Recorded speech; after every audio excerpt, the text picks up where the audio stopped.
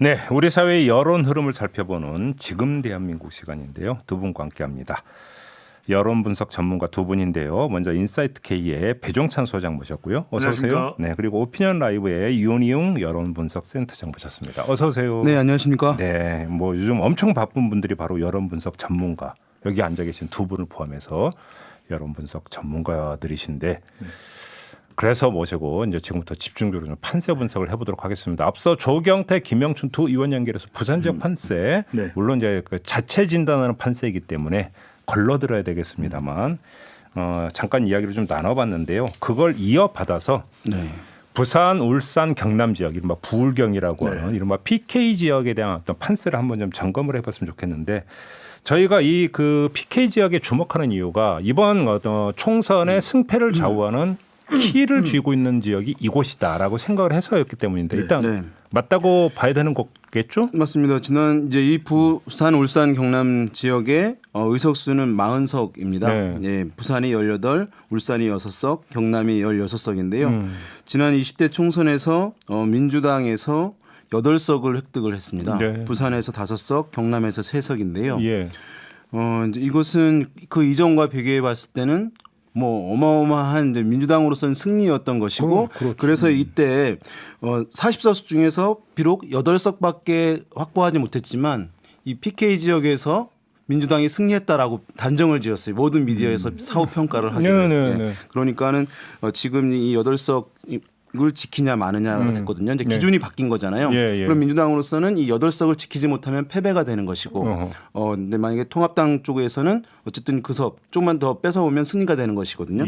그래서 이제 우리가 보면 한 석이라고 생각하잖아요. 근데 이 지역 같은 경우는 스윙 지역이기 때문에 다른 지역도 마찬가지겠습니다만 한 석이 빠지고 다른 정당으로 한 석이 가면 2석 차이가 나는 거예요. 곱하기 2를 해야죠. 그렇습니다. 그래서 상당히 이번 승패에서 스윙부터적 성격이기 때문에 중요하기도 하고 상징적으로도 너무나 이제 중요한 지역이라고 할 수 있겠습니다. 그러게요.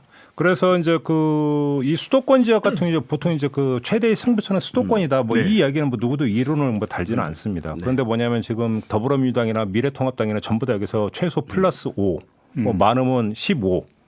늘어날 거라고 주장을 하고 있으니까 그렇게 보는 가장 큰 이유는 숫자로 이번 총선의 성적표를 가늠할 때는 수도권이죠. 왜냐하면 수도권이 121석 가장 많으니까. 그런데 이건 PK 지역은 상징성입니다. 문재인 대통령도 뭐 부산 지역에 기반을 두고 있고 또 부산 사상에서 국회의원을 또 역임하기도 했거든요. 근데 상징적으로 여기에서 민주당이 얼마만큼 가져가느냐가 차기 대권하고도 연관이 돼 있어요. 그러니까요. 그런 만큼 상징적으로 얼마만큼 민주당이 약진했느냐 또는 약진하지 못했느냐 이게 또 기준이 될 수 있는 거죠.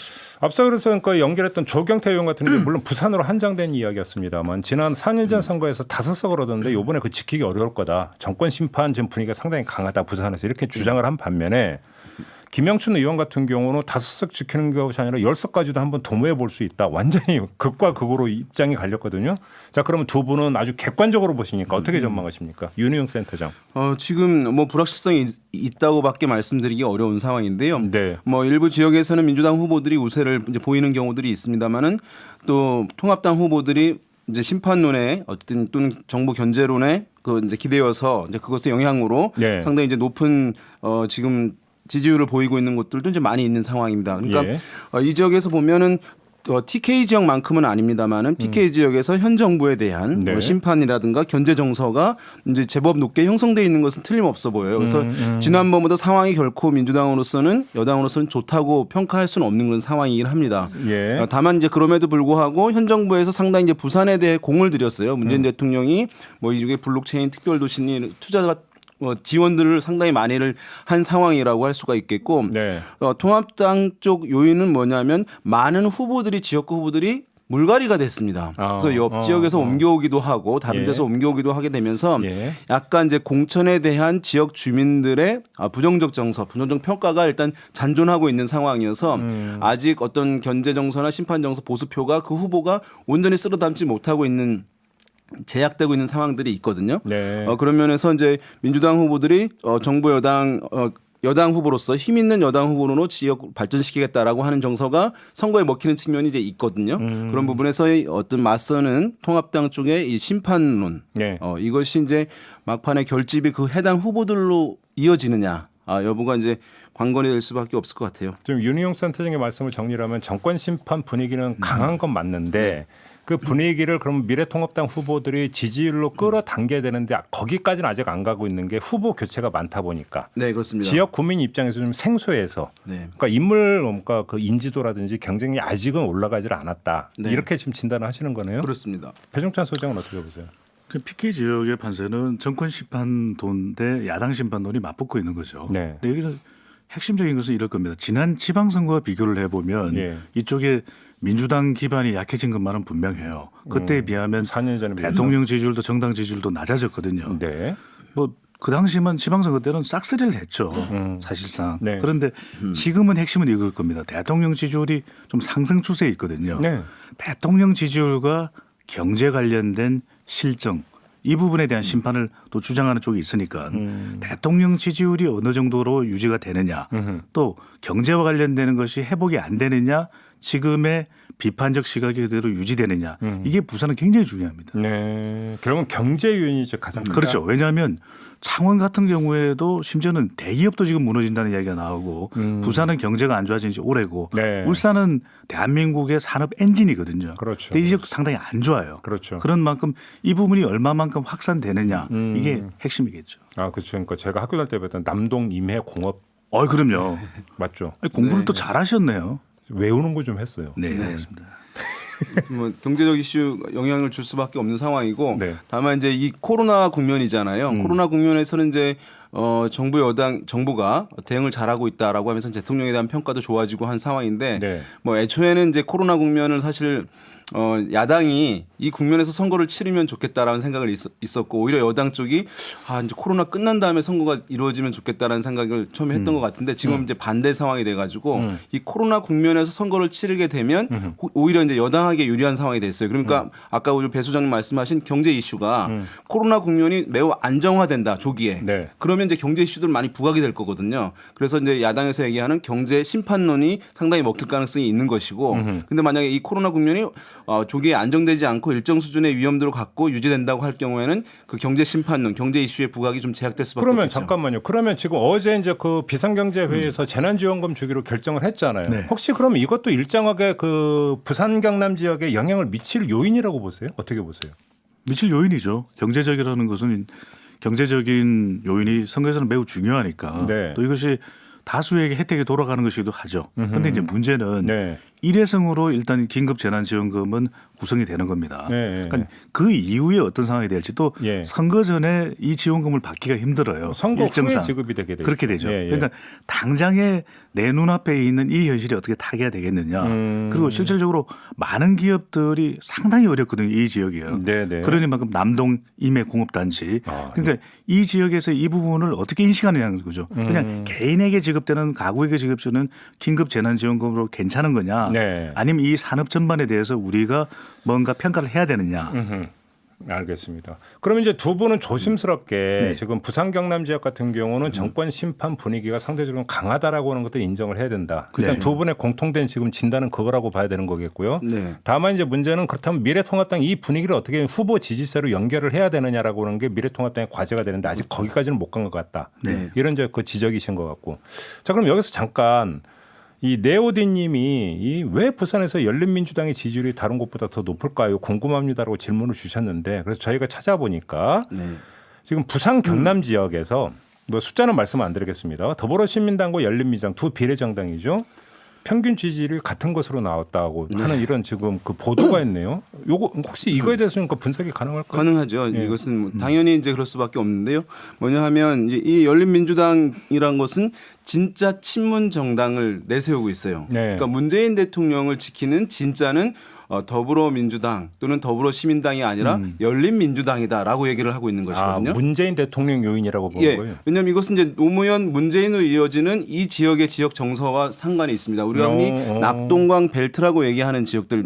그러니까 노무현 전 대통령도 이제 아까 말씀하신 부산 이제 사상에서 시작을 문재인 대통령이 사상에서 국회의원을 했었고 노무현 대통령도 부산 이제 북강서을에서 도전을 했던 것이거든요. 그러니까 낙동강 주변에 있는 지역들이거든요. 김해도 포함되어 있고 이제 양산도 포함되어 있는데 김해에는 노무현 전 대통령 예, 그다음에 양산에는 지금 문재인 대통령의 사저가 있는 것이거든요. 네네. 그러니까 이 지역에서 어쨌든 이 노무현 문재인에 대한 인간적 의리 같은 정서가 있는 것이에요. 예, 그래서 이 부산 경남 지역에서 지금 나오는 대로 비례 투표 의향에 있어서 더불어시민당 못지않게 열린민주당에 대한 정서. 그러니까 이 지역에서는 민주당보다는 예. 노무현 문재인이라고 하는 인물에 대한 선호가 어떤 지지나 믿음이나 기대가 더 큰 것이거든요. 그러네. 그것이 이제 열린민주당이 대립 표출을 해주고 있는 것이니까 아마 이런 현상이 나타나고 있는 것으로 보입니다. 간단히 정리를 하면은 윤희용 센터장이 너무 잘 설명을 했는데 인식차인 거죠. 그러니까 저도 PK 지역은 핵심 더불어민주당 지지층이기 때문에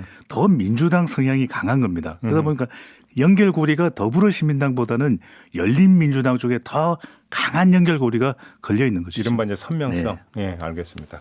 그거 궁금해서 좀 잠깐 여쭤봤고요. 네. 그 앞에 했던 얘기를 좀 이어가면 부산과 경남을 좀 갈라서 보면 일정의 좀 차이가 좀 나타납니까? 어떻습니까? 사실은 이제 민주당 여당 입장에서는 경남에서는 김해 갑을 하고 지난번 양산을 세 곳이었거든요. 그렇죠. 그러니까 사실 경남 전체를 경남이 뭐 워낙 이제 보수 네네네. 정세가 있고 사실은 경남의 북부 지역은 TK 정서랑 비슷하다고 얘기할 정도예요. 네, 그런 상황에서 전 김해는 뭐 노무현 전 대통령 이제 고향이었기 때문에 그런 상징성이 있는 것이고요. 네. 그래서 전반적으로 경남에서는 이제 그 지역 방금 말씀드린 김해와 양산 지역을 어쨌든 민주당에서는 공략하는 것이고 나머지 지역에서는 여전히 뭐 창원에서 이제 약간 진보 노동세가 이제 세긴 하기 때문에 창원 성산에서 이제 후보 단일화 뭐 여영국 네. 후보는 또 그 얘기를 했던데. 예, 그 지역 아닌 지역에서는 통합당이 그렇죠. 뭐 등이 우세한 것은 틀림없고요. 다만 이제 부산 같은 경우는 이제 사하갑에 이제 민주당의 최인호 의원, 북구 강서갑에 전재수 의원, 진구갑에 아까 이제 김영춘 예. 의원, 그다음에 연제에서는 김혜영, 그다음에 남구의 박재우 이제 이런 인물들이 5명이 있는 것인데요. 네. 어떤 개인기 또는 중량감 그다음에 유권자들과의 스킨십 이런 것들이 강한 인물들은 경쟁력을 보이고 있어요. 쉽게 말하면 우리가 흔히 이제 바닥을 훑는다 예. 이런 표현을 많이 쓰는데. 근데 여기서도 좀 흔들리는 후보들 경쟁자의 경쟁력 때문에 네. 흔들리고 있는 사람들이 있는 상황이거든요. 예. 다른 이제 그 외에 이제 지역들에서 경쟁 구도를 이제 보이고 있는 부분들이 있습니다만은 상당히 뭐 어쨌든 이 지역 특성상 민주당 후보들이 어쨌든 뭐 월등한 우위를 보이는 경우들은 많지 않은 건 틀림없어 보입니다. 부울경사를 이렇게 보시면 돼요. 여기는 이념차가 있다고 보시면 되는데 그러니까 부산의 경우에는 더 진보적 이념이 구체적이고 선명해요. 그런데 경남의 경우에는 조금 다릅니다. 여기는 의리론 그러니까 김해 가벌과 양산 쪽에 몰려 있다라는 것은 그다음 노무현 대통령과 문재인 대통령에 대한 의리가 지역 쪽에서 작동을 하는 거죠. 근데 잠깐만요. 울산의 경우 울산까지만 설명드리고요. 예. 울산의 경우에는 지난 총선에서 무소속이었어요. 여기는 노동계 파워가 상당히 강하게 작동하는 그렇죠. 곳이죠. 네. 근데 지금 김해 갑으로고 양산 을만 그럼 뽑아서 보면 거기는 네. 지금 판세가 어떻게 나오고 있어요? 지금 뭐 조사들이 이제 많이 나오지는 않는데 양산을 같은 경우에 사실은 이제 지난번 홍준표 그다음에 김두관 두 명의 이제 후보의 대결이 예상되었습니다만은 홍준표 후보가 대구로 옮기게 되면서 이제 다른 후보랑 맞서게 되는 그런 상황이고 전 양산시장과 네. 나동현 후보랑 맞서게 되는 상황인데요. 어쨌든 발표된 조사 결과들을 보면은 어쨌든 경쟁 구도는 형성하고 있는 상황이라고 할 수가 있어요. 아, 지금 그러니까 예. 그리고 아까 말씀하신 대로 부산 경남을 나눠서 볼 수 없는 게 김해갑 김해을 양산 이것이 흔히 얘기하는 낙동강 벨트 부산하고 인접해 있으니까. 연결돼 있는 지역이기 때문에 사실은 부산 경남에서 낙동강 벨트 위주로 접전이 이루어지기 때문에 그 지역을 보시면 되고 예전에 말씀드렸지만은 부산이 이제 동부산과 서부산 나눠져 있는데 이 낙동강 벨트는 서부산 지역으로서 그렇죠. 공단이 많고 젊은층이 많고 신도시가 많다는 특징이 있어요. 그래서 민주당세가 이제 다른 지역에 비해서 높고 어떤 동부산 중심으로 발전된 데에 대한 상대적 박탈감 뭐 이런 것들이 이제 좀 표심에 작용을 이제 해왔죠. 조금 전에 배중선 선생님이 잠깐 언급했는데 마지막으로 이거 좀 체크만 한 거 좀 넘어가죠. 지금 울산 지역인데요. 이제 네. 그 선거가 들어가기 전에 검찰이 이른바 이제 울산 그 수사를 계속 해오지 않았습니까? 그렇죠. 이게 일정하게 지금 영향을 미치고 있다고 봐야 되는 겁니까? 어떻게 미칠 봐요? 수밖에 없는 건 김기현 전 시장이 출마를 하고 있잖아요. 네. 울산 남구에서. 그렇죠. 그래서 이 이슈가 예. 울산시에서는 미래통합당은 전면에 내세울 가능성이 상당히 높아 보이고 저는 주목하는 건 양산시 을입니다. 여기가 김두관 후보가 출마를 하는데 홍준표 후보가 됐다 그러면 상당히 여기에 주목도가 높아질 수 있는데 그렇죠. 오히려 소리 없이 접근해 오는 사람이 바로 이 나동현 전 양산시장이거든요. 예. 그래서 이 선거가 어떻게 될지 저는 사실 낙동강 벨트에서 가장 관심이 가는 대목입니다. 김두관이 이기느냐, 나동현이 이기느냐, 네. 저는 이 지역이 가장 핵심적으로 보입니다. 알겠습니다. 먼저 두 분의 말씀을 듣다 보니까 결국 종합되는 것은 그러니까 그냥 범부상권, 네. 그냥 그러니까 그 이제 김해 가불과 양산을까지 포함해서 범부상권이라고 친다면 범부상권으로 좀 한정해서 본다면 그 분명히 인정할 건 4년 전에 20대 총선보다는 민주당한테 좀 더 어떤 불리한 어떤 분위기가 있는 것은 맞고 구체적으로 지난번 지방선거보다 그렇죠. 그런데 미래통합당 입장에서는 지난번보다 좀 유리한 어떤 이런 분위기가 조성되어 있는 건 맞지만 그것이 어떤 개별 후보의 지지세로 지금 바로 연결되면서 숫자로 잡히지고 있지는 않다. 네. 이렇게 정리하면 되는 또 거죠. 하나 핵심은요. 경선에 불만을 품고 무소속 출마하는 후보들이 있거든요. 네네네. 이들의 영향도 또 무시를 못하는 거예요. 그게 이제 상당히 변수가 될 가능성이 그렇죠. 있다고 봐야 되는 겁니까? 앞서 김영춘 후보 지역구인 부산 진구갑에 네네네. 제3후보의 경쟁력이 만만치 않거든요. 이런 게 어떻게 작동될지 또 창원 같은 경우에는 정의당 후보 네네, 이런 그렇죠. 걸 봐야 되겠죠. 알겠습니다. 자, 이렇게 마무리하겠습니다. 윤희용 센터장, 배종찬 소장 두 분과 함께했습니다. 고맙습니다. 네, 감사합니다. 고맙습니다.